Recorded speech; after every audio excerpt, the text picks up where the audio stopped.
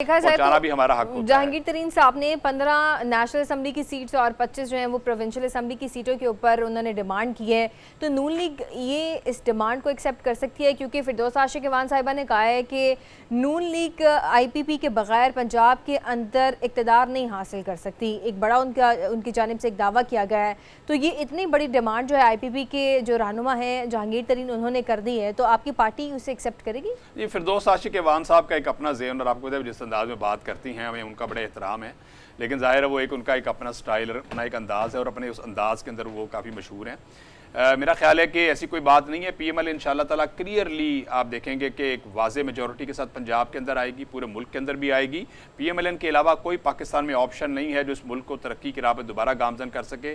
और इकनॉमिक जो डेवलपमेंट है और जिस तरह पाकिस्तान पिछले 4-5 साल में तबाह हुआ है और मुआशी बदहाली का एक तूफ़ान और दौर दौरा है, उसको बहाल करने के लिए आज PMLN के अलावा और मोहम्मद नवाज शरीफ और मोहम्मद शहबाज शरीफ के अलावा इस कौम के पास ऑप्शन अब इस वक्त कोई नहीं है। तो इंशाल्लाह ताला इस एतमाद का, ये पब्लिक भी एतमाद का इजहार कर रही है, ये बड़ी जल्दी आपके सामने आ जाएगा। और जहाँ तक बात है कि जी 15 सीटों पर एडजस्टमेंट है या 25 पर है, ये लीडरशिप ने फैसला करना है कि दोनों तरफ से जाहिर है कि रिक्वायरमेंट्स होती हैं, डिमांड्स आती हैं, लेकिन अल्टीमेटली PMLN ने भी अपना देखना है कि हमारे पास पोटेंशियल कितना है और IPP ने ये देखना है कि उनके पास पोटेंशियल कितना है।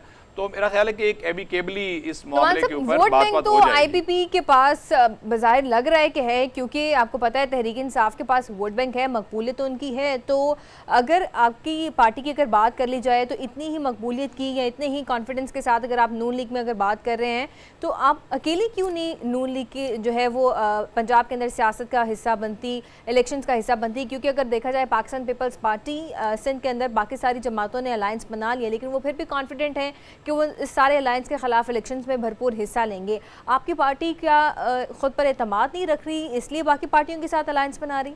आप पूरी दुनिया के पॉलिटिक्स देखें, USA के अंदर भी जब रिपब्लिकन या डेमोक्रेट लड़ते हैं तो छोटी छोटी बेशुमार पार्टीज़ के साथ उनका अलायंस होता है। तो क्या इसका मतलब ये होता है कि वो अपनी क्या शनाख्त खो बैठे हैं या उनको एतमाद नहीं? एतमाद होता है। ये पूरी दुनिया में जो इंतखाबी सियासत का एक हुसन है, आप UK में देख लें, आप यूरोप की पावर्स को देख लें, डेवलप कंट्रीज़ हैं, डेवलपिंग कंट्रीज़ हैं, आप उसमें देखें कि इंतखाबी इत्तेहाद भी होते हैं, सीट टू सीट एडजस्टमेंट्स भी होती हैं, फिर प्री इलेक्शन इत्तेहाद भी होता है और पोस्ट इलेक्शन इत्तेहाद की भी सूरतें निकल आती हैं।